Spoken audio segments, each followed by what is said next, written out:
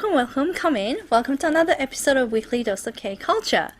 So I've been thinking about what to talk about this week. Then I realized I've been talking a lot about what's new in Korea, what's hot in Korea, what's trending in Korea. So basically, what's happening in Korea right now. Then I realized I didn't really talk much about traditional stuff that Korea has, which are very unique and very different and interesting as well. So I wanted to pick a topic from Korean traditional culture and share that with you. Then I thought about what would be the best option or best topic. Then I realized, hey, why don't I tell a story this week? So I'm going to talk to you about Korean traditional story. That's a little bit like a children's story or bedtime story that's been told by mothers, by their mothers, and etc. So generation after generation. So I handpicked a story that I grew up with, which was quite interesting for various reasons. I'm going to talk about that a little bit later on. So I actually was born in Korea and I spent about half of my life there, and then I moved over to New Zealand. So I did get to experience both culture, which I'm very fortunate and lucky about. So I realized that a lot of stories that I grew up with in Korea, they have a lot of similarities to stories that I heard in Western culture. So some story might be very different in a way. They have different characters, different backgrounds, but the moral of the story might be similar. Or there might be some stories where they have different character names, but the setup of the story is very similar. So one of the good example is, I know that Cinderella, even though it's been shared a lot of times through Disney film, that original story has a lot of like cultural background as well. So meaning that there are a lot of countries which has different stories or stories of their own, which has similarities to Cinderella, and Korea being one. There is a story in Korea which has a girl who has lost their mom and has to go through a similar life story. So I think the reason for that is a lot of the story, those kind of stories, try to teach similar lessons in life and similar morals of life and hardship and how to deal with it. So that's probably why they are similar. Anyway, so one story that I chose this time is called The Sun and the Moon. So I want to share this story because it is very interesting story, but and it also shares a lot of good values in life, but also because I could find some similarities to a Western story, and I'll probably talk about that at the end of the story, but and then I wanted to compare that. So without any further ado, let's get the story going and rolling. So when you're listening to story, try to pick up some similarities that you could find from the Western stories, and maybe just let me know if there's any other story that have similarity to The Sun and the Moon.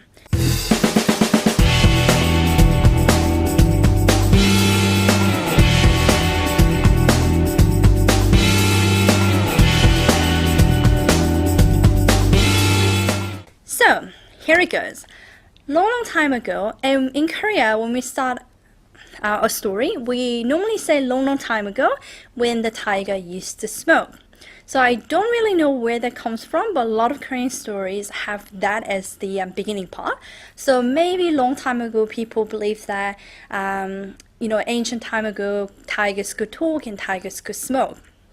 But then funnily enough, in this story, tiger does appear and he could actually talk and walk like human. So, I don't know. So long time ago, when the tiger used to smoke, there was a sibling, a brother and a sister, who lived with their mom. So mom used to make Korean traditional rice cake and then take it to the town market and sell them. So that was their way of earning money, and that's way of survival.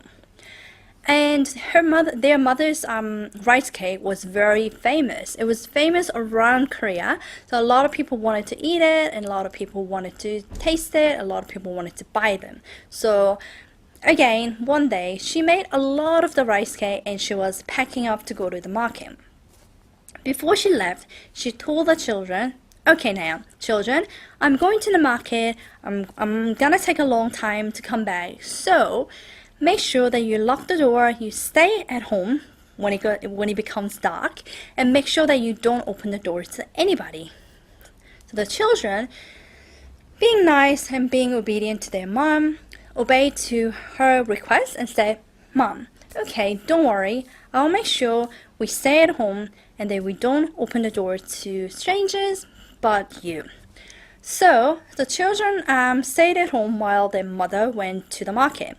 So like I said before, mom's rice cake was very popular. But then unfortunately on the day it was raining, so there weren't that many customers at the market. So the mother saw some of them, but then waited and waited for the new set of customers to come. But the weather got really bad and then there were no more customers. So the mother said, okay, obviously there are not going to be any more customers coming, so I'm going to pack up before it gets too late or before the weather gets too bad, and I'm going to go back home, and then maybe our children can have the rice cake. So just to give a bit of a background story, the market that the mother was going to and the house was quite far away from each other. So we're talking about a small mountains over another small mountain, and etc. So it was a long distance, and in the old days a lot of Korean people used to walk so many kilometers and miles before they could get to any place. So I remember my mom saying, when I was your age, in order for me to go to school, I had to walk over a mountain, and that's how much I studied. And I never believed her, but then I actually got to visit her home, then realized, older days, people used to walk quite a long distance. So anyway, the mother had to go over the mountain and not over another mountain to get home. So she was busily walking home. And then when she went over one mountain, a tiger appeared in front of her. And she got so scared because she didn't want to die, she didn't want to get eaten, so she got onto her knees and prayed to the tiger. And she said, Mr. Tiger, please don't eat me. I have children waiting for me. If I get killed today, they're going to be motherless. They don't have father already, so they're going to be on their own. Tiger was very hungry, so he was not going to let her go. But then suddenly, Tiger smelled something very delicious. So he was sniffing, and then he asked the mother, okay, I'm smelling something very tasty. What is it? And the mother said, this is the rice that's left over from the market. I was going to sell them, and I'm very, very good at making them, and they're very popular.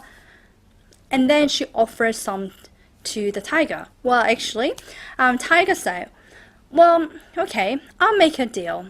If you give me some of the rice cake, I will let you go. And mother happily accepted their offer and gave some of the rice cake to the tiger. And then she happily went over another mountain. And then on top of that mountain, she met the tiger again. So what happened was, tiger, even after eating the rice cake, was not happy. So if you think about it, rice cakes very tiny, like the size of my hand, and the tiger is, well, 2 or 3 times my size, right? So obviously he was still hungry and said, okay, if you give me some of the rice cake again, I will let you go past this mountain unharmed. So mother again happily gave him some of the rice cake. And then the same routine happened over and over and over again every time she went up to the next mountain. And then finally at the very last mountain, the same thing happened, and then when she looked into her basket, she realized that all of the rice cakes were gone. So, tiger being hungry, he just went over to her and then ate her, unfortunately. And then he realized he was still very hungry. So even after eating all of the rice cake, even after eating the mother, very unfortunately, he was still hungry. Then he realized something. Wait a minute. The mother said there were children waiting for her at home. Then realized the mother was actually going over to her house. So he went over onto their house wearing mother's clothes and taking the basket with him, pretending to be the mother. So he went over to the house, knocked on the door, and said, "Hey children, Mommy's home." Then the children realized, "Wait a minute, that's not the voice of my mother." So the children say, "No, you're not my mother. Your voice is very hoarse." So the tiger, changing the voice, said, "No, no, no, no, children, I'm the mother. I've been shouting a lot at the market trying to sell the rice cake, so that's why my voice is like this." And then the children, well, the sister, believed the tiger and was about to open the door. But then the brother just got a little bit suspicious. He was like, "No, I don't trust you. You need to give me another proof and I will let you in."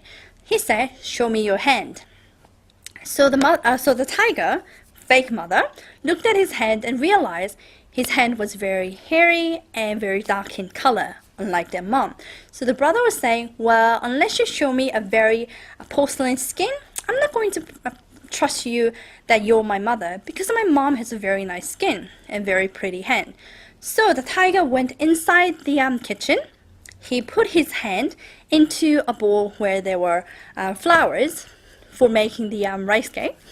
And then he actually put the hand inside the doorway and said, "Look, a white hand." And then children finally believed that that person waiting outside the door was their mother. So the children opened the door to only find the tiger waiting for them, just about to swallow them whole. So the children ran outside and ran to the back garden where there was a big tree. The children, so when the tiger actually went to follow them to the back garden, he realized the children were up on the mountain, up onto the tree. So the tiger asked them, "Okay, how did you guys manage to get up onto the tree?"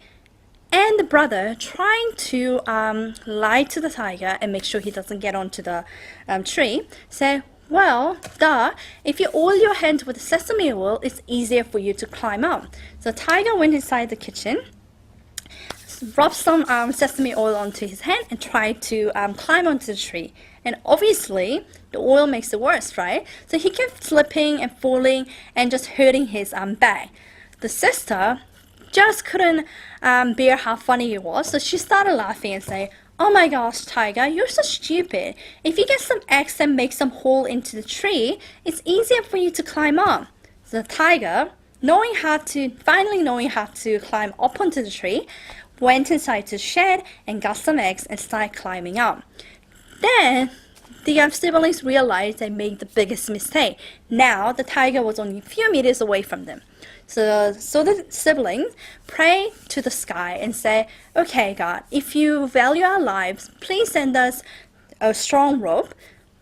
But if you don't value our lives, then send us a rotten rope." And a rope, and magically a rope appeared from the sky, and they grabbed it, and they managed to go up into the sky without the rope breaking. So obviously, their lives were valued. Seeing what the children did, Tiger prayed to the sky as well. "Okay, God, if you value me, if you think I'm a nice animal, please send me a strong rope, just like you did to the children. But if you don't value me, then send me the rotten rope." And a rope appeared from the sky, and Tiger happily grabbed it and then went up the sky. And then halfway through, the rope snapped and the tiger fell to the ground. Obviously, the God wasn't going to let him come into the sky and eat the children. So the tiger died and the children were welcomed into the sky. And then the God said, "Okay, obviously you have no place to go and you don't have your parents anymore. So I'm going to turn you into sun and moon." So initially, the brother became the sun and the sister became the moon. But then there is another background story that the sister was very scared of the nighttime because everything goes to sleep. So the sister actually asked the brother if she could become the sun, and the brother became the moon afterward.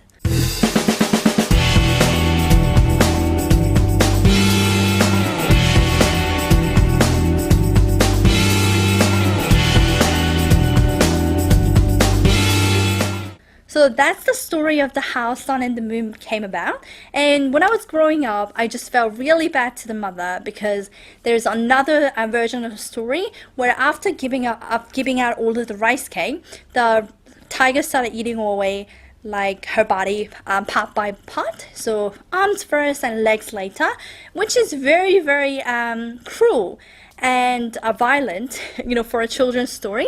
So I think the story actually cut down on the part, but I still felt really bad about that. And also, I just questioned myself and it's questioned the story, saying, well, if the sun and moon siblings became the sun and moon, does that mean the sun and moon didn't exist that long ago?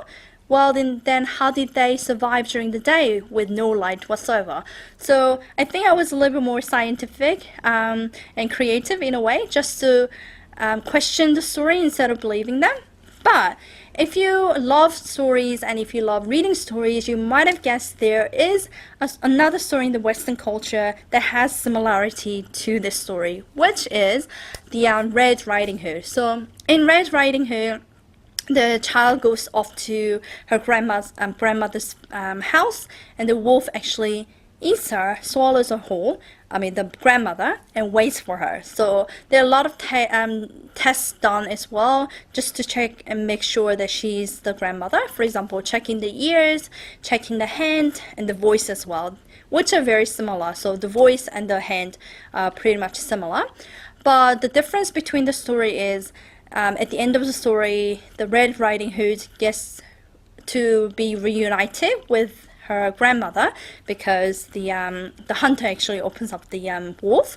But unfortunately, in this story, the mother is no longer alive and the children are still motherless. So I think the value of the story probably is do not let yourself near the strangers. If a stranger comes near you, just keep distance. Don't open the door to strangers. I think that's probably the value of the story that Korean story wanted to tell. I know the Red Riding Hood have different morals and different lessons to be learned, but this story is pretty much talking about how the sun and the moon came about and just keeping distance from big scary animals and strangers. So hope you guys have fun, and I try to act a little during the way, but maybe this was a different experience for you guys, and you guys will get to go home, tell your relatives, little brother and sister, the story, just like how you tell the Little Red Riding Hood story to your brothers and relatives. So maybe they will get early education to the Korean culture. So I might do this sometime in the future again, because I love telling stories and I love sharing the story too. But in the meantime, I hope you guys are doing well. Summer's coming, so enjoy the great weather and see you guys all next time. Bye!